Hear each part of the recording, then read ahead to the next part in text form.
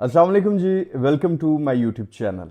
Social media scroll करते कुछ इस तरह की पोस्ट नज़र से गुजरी जिसमें ऐसा लिखा हुआ था कि बाबर आजम के ऊपर मैच फिक्सिंग का इल्ज़ाम लग गया है। डिटेल में लिखा था कि मुबशर लुकमान जो पाकिस्तान के सीनियर जर्नलिस्ट हैं उन्होंने बाबर आजम के ऊपर मैच फिक्सिंग का इल्ज़ाम लगाया, ब्लेम लगाया। अच्छा, होता क्या है कि जब भी कोई इस तरह की खबर आपके सामने आती है और फिर आपने वीडियो बनानी होती है, जैसे मैं अब वीडियो बना रहा हूँ, तो आप इसके ऊपर थोड़ी रिसर्च करते हो। अब मुबशर लुकमान ने क्या इल्ज़ाम लगाया था, उसके लिए जाहिर सी बात है मुबशर लुकमान की वीडियो देखना भी ज़रूरी था। तो मैंने सबसे पहले बगैर किसी और पोस्ट को देखे, बगैर किसी और स्टेटमेंट को देखे, मैं सीधा मुबशर लुकमान साहब के चैनल पर चला गया जहाँ पर उन्होंने ये वीडियो अपलोड की थी। अब वो वीडियो वो शुरू करते हैं, इस तरह की बातें करना शुरू करते हैं कि जनाब मुझे कुछ हिजड़ों ने बताया कि जैसी पाकिस्तान क्रिकेट टीम आएगी इनका पूरा इंतज़ाम हो गया, इनको किस तरह से वेलकम करना है। कुछ प्लेयर्स अभी पाकिस्तान आ गए हैं, कुछ प्लेयर्स जो हैं वो 6-7 दिन के बाद पाकिस्तान आएंगे, जिनमें बाबर आजम भी हैं, वो भी वहीं पर रुक गए हैं। इस तरह करके वीडियो का उन्होंने आगाज़ किया। उसके अंदर वो कहते हैं कि जनाब बाबर आजम के पास जो है वो ई ट्रोन गाड़ी किस तरह से आई, बाबर आजम ने ऑस्ट्रेलिया में प्रॉपर्टीज़ कैसे ली हैं, बाबर आजम ने दुबई में फ्लैट्स किस तरह से लिए हैं, बाबर आजम ने डीएचए में घर किस तरह से बनाया है, बाबर आजम की जो भाई ने उन्हें गाड़ी गिफ्ट की है वो किस तरह से की है। मैंने थोड़ी सी रिसर्च की तो मुझे पता चला कि बाबर आजम के जो भाई हैं वो तो करते कुछ नहीं है, तो फिर वो 6-7 करोड़ की गाड़ी अपने भाई को कैसे गिफ्ट कर रहा है। मतलब इस तरह की उन्होंने बातें करना शुरू की। फिर उन्होंने कहा कि मुश्ताक अहमद का उन्होंने नाम लिया। उसके बाद उन्होंने जनाब इंजमामुल हक के की किन के साथ कॉन्टैक्ट्स हैं इस बारे में जिक्र किया, उमर अकमल के ससुर कौन है उनकी बात की, वसीम अकरम के भाई कौन है। मतलब इस तरह करके उन्होंने एक आप कह लें कि डिफरेंट लोगों के ऊपर ब्लेम करना शुरू किया।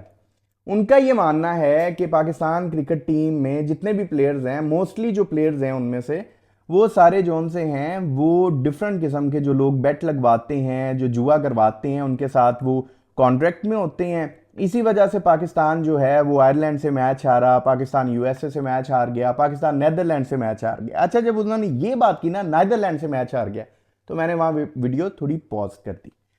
अब क्योंकि मैं क्रिकेट का शौकीन हूं, तो मेरे नॉलेज में कहीं से नहीं गुजरा था कि पाकिस्तान नीदरलैंड से कभी मैच हारा है, जितना मेरा क्रिकेट का नॉलेज है। लेकिन फिर भी जब आपने कोई बात करनी हो किसी टॉपिक के ऊपर तो आप पहले थोड़ी सी रिसर्च करते हो। तो मैंने रिसर्च करना शुरू किया कि शायद हो सकता है हर चीज़ से हम अप टू डेट तो नहीं रह सकते, कोई ना कोई ऐसी इंफॉर्मेशन भी हो सकती है जो हमारे जहन से गायब हो गई हो, निकल गई हो, या हमारी नज़र से ना गुजरी हो। तो मैंने रिसर्च करना शुरू किया। फिर मुझे पता चला कि पाकिस्तान क्रिकेट टीम और नीदरलैंड की टीम ने 7 मरतबा एक दूसरे का मुकाबला किया है। 2 बार T20 में पाकिस्तान दोनों मैच जीता है, 7 बार ओडीआई में पाकिस्तान 7 मैच जीता है। इसके अलावा पाकिस्तान और नीदरलैंड के दरमियान में कोई मैच नहीं खेला गया।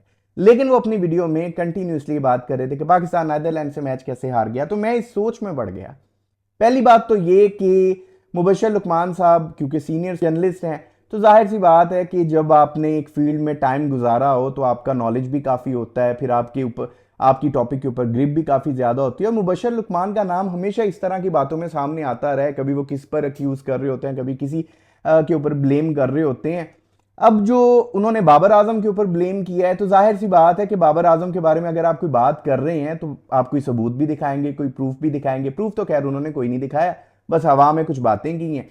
लेकिन मैं इस बात को लेकर ज्यादा हैरान था कि जब आप किसी टॉपिक के ऊपर वीडियो बनाने लगे हो और इतना बड़ा इल्जाम लगाने लगे हो आप किसी के ऊपर, तो आपने या आपकी टीम में से किसी ने कोई रिसर्च नहीं की थोड़ी बहुत। अब मैंने सिर्फ उस टॉपिक के मुबशर लुकमान ने बाबर आजम के ऊपर इल्जाम लगाया, तो मैंने रिसर्च की। आप दोस्तों के सामने आने से पहले, वीडियो बनाने से पहले, एक बंदा, एक शख्स जो पाकिस्तान का इतना बड़ा नाम है जर्नलिज्म का, वो बाबर आजम जो पाकिस्तान का क्रिकेट स्टार है उसके ऊपर ब्लेम कर रहा है, इतना बड़ा इल्जाम लगा रहा है। क्या उसने या उसकी टीम ने थोड़ी रिसर्च भी नहीं की होगी? तो मुझे अंदाजा हुआ कि बाकी कोई रिसर्च नहीं की इन्होंने। इन्हें बस इतना पता था कि पाकिस्तान अफगानिस्तान से हारा है, पाकिस्तान आयरलैंड से हारा है, और पाकिस्तान जो है वो यूएसए से हारा है मैच। नीदरलैंड भी इन्होंने अंदर डाल दिया। और मैं हैरान रह गया कि यार, मतलब इतना तुम बड़ा इल्जाम लगा रहे हो और तुम या तुम्हारी टीम में से कोई रिसर्च नहीं कर रहा। खैर, वापस आते हैं। मैं यहां पर इस वीडियो में बाबर आजम या किसी की भी सफाई देने नहीं आया, क्योंकि ना ये मेरा काम है, और सफाई वैसे भी मतलब हम तो फैन हैं, उसकी दी जाती है अगर आपको किसी पर डाउट हो, कोई शक हो। हमें हमारी टीम के ऊपर, हमारी मैनेजमेंट के ऊपर दूर दूर तक कोई शक नहीं है। ठीक है। और दूसरी बात कि मुबश्शिर लुकमान को जो जवाब भी देंगे वो जाहिर सी बात है पीसीबी मैनेजमेंट देगी, बाबर आजम अपने कोई वकील करेंगे, या इसके अलावा उन्होंने अपनी वीडियो में और जिन लोगों पर इल्जाम लगाए ये उनका काम है। बाकी मोहसिन नकवी साहब से हम ये उम्मीद करते हैं कि जाहिर सी बात है वो इस मामले को सीरियस लेंगे, अपने प्लेयर्स को बैक करेंगे। और मोहसिन नकवी साहब का जो अभी तक हमें अंदाजा हुआ है वो वाकई बड़े सीरियस बंदे हैं, और इस तरह कोई बात करके अब ऐसे ही तो नहीं जा सकता। जाहिर सी बात है ये मामला आगे जाएगा, जाना भी चाहिए। आप हमारे प्लेयर के ऊपर एक ब्लेम कर रहे हो, स्टार प्लेयर के ऊपर, आप टीम के सीनियर प्लेयर्स का भी डिस्कस अंदर कर रहे हो, आप पूरी टीम को इस तरह से कर रहे हो कि टीम में से बहुत सारे प्लेयर्स हैं जो इस तरह करते हैं। यूएसए से मैच आ रहे, आयरलैंड से मैच आ रहे, नेदरलैंड भी आपने अंदर ही डाल दिया।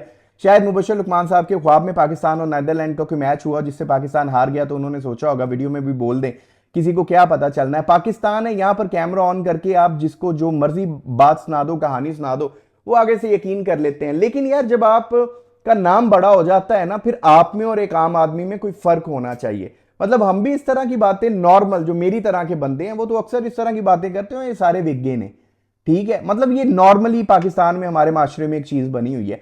लेकिन यार जब आप एक बड़े प्लेटफॉर्म पर बैठे हो, जब आपका एक बड़ा नाम है, तो आपकी बात में और एक आम आदमी की बात में फर्क तो होना चाहिए। लेकिन खैर मुझे इस बात का अंदाजा हो गया मुबश्शिर लुकमान की वीडियो देख करके, भाई पाकिस्तान में ना हर बंदे को इस बात का पता है कि हम जो बात कर देंगे लोगों ने वो आंखें बंद करके यकीन कर लेनी है। लेकिन अब दौर बदल गया है, अब जमाना बदल गया, अब हर किसी के पास एक्सेस है इंफॉर्मेशन की। वो फौरन से पहले जान जाते हैं कि क्या बातें होने वाली हैं, क्या चीजें होने वाली हैं, क्या हकीकत है, क्या हकीकत नहीं है, और कौन किसके ऊपर ब्लेम कर रहा है। लेकिन यहां पर मसला ये है कि लोग इस तरह के किसी के ऊपर ब्लेम या अक्यूज इस वजह से लगा देते हैं कि उन्हें लगता है कि पाकिस्तान है, यहां पर हमारा होना क्या है। यही आप इंग्लैंड, ऑस्ट्रेलिया या यूएसए में बैठकर किसी के ऊपर बात कर रहे होते तो अब तक अच्छी भली कोई कार्रवाई, कोई इंक्वायरी स्टार्ट भी हो चुकी होती। बाकी मुबश्शिर लुकमान साहब जो बार बार ये बात कर रहे हैं कि जनाब ये बाबर आजम का भाई जो करता कुछ नहीं है, उसने इतनी महंगी 6-7 करोड़ की गाड़ी अपने भाई को गिफ्ट कैसे कर दी। अब यहां पर तो इस तरह की बात है कि हो सकता है कि बाबर आजम के ही पैसे हों, लेकिन अगर आप ये बात करें कि बाबर आजम पैसे नहीं कमाता, तो फिर मेरे ख्याल में आप वाकई अंधेर नगरी में रह रहे हैं। आपको बिल्कुल इस बात का नॉलेज नहीं है कि पाकिस्तान के जो बैट्समैन हैं इन्हें कितनी कितनी अच्छी ऑफर्स होती हैं डिफरेंट लीग्स के जरिए से, और कितना पैसा ये बड़ी आसानी से अर्न करते हैं, ये एडवर्टाइजमेंट करते हैं। आप यहां पर वो बात तो छोड़ ही दें कि इनकी मंथली सैलरीज कितनी है या मैच के लिए कितने पैसे लेते हैं। शायद आप सबको याद होगा कि रिसेंटली जब पिछले दिनों पाकिस्तान वर्सेस ऑस्ट्रेलिया मैच था, तो बाबर आजम को ऑस्ट्रेलिया में लीग खेलने की ऑफर हुई थी, और वो कोई 12 से 14 करोड़ बनते थे 3 माह के पाकिस्तानी, जो बल्कि सॉरी 1.5 माह के लिए, जो बाबर आजम ने रिजेक्ट कर दिया था। सोशल मीडिया पर बाबर आजम की बल्ले बल्ले भी होगी थी इस बात पे।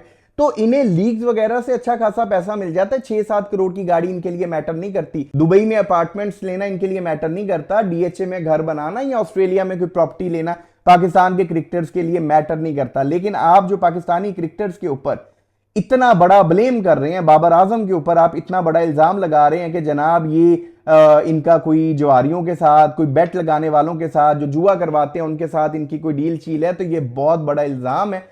हम हमारे प्लेयर्स से खफा हो सकते हैं अगर वो मैच में अच्छी परफॉर्मेंस ना करे, लेकिन हम हमारे प्लेयर्स के बारे में इस तरह की बातें बिल्कुल नहीं सुन सकते, और ना ही हमें दूर दूर तक ऐसा कोई शक है हमारे प्लेयर्स के लिए। ये बात मुबश्शिर लुकमान और इस तरह की सोच रखने वालों को बिल्कुल क्लियर होनी चाहिए कि हम पाकिस्तानी क्रिकेट फैन हैं, और हम अपने प्लेयर्स पर गुस्सा तो कर सकते हैं, उनकी हार पर दुखी तो हो सकते हैं, गमगीन तो हो सकते हैं, लेकिन हम इतना घटिया हमारे प्लेयर्स के बारे में नहीं सोच सकते। बाकी इस वीडियो को तो जितना लंबा कर लो होती चली जाएगी। पाकिस्तानी प्लेयर्स के बारे में जो बात की है मुबश्शिर लुकमान ने, उसके ऊपर एंड बात करने वाली सिर्फ इतनी सी है कि मोहसिन नकवी साहब की तरफ अब हम देख रहे हैं।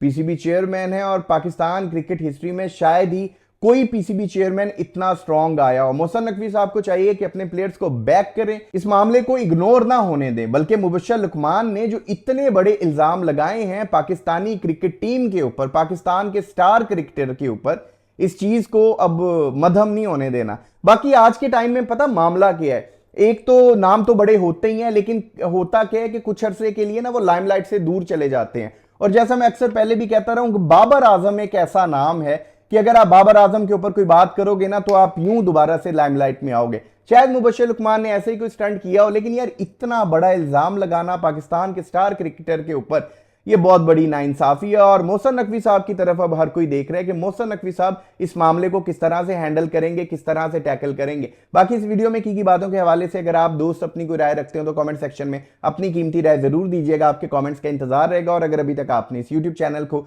सब्सक्राइब नहीं किया तो लाजमी कर लें ताकि क्रिकेट से रिलेटेड अपडेट्स आप दोस्तों तक पहुंचती रहे। अपना बहुत ख्याल रखिएगा, दुआओं में याद रखिएगा।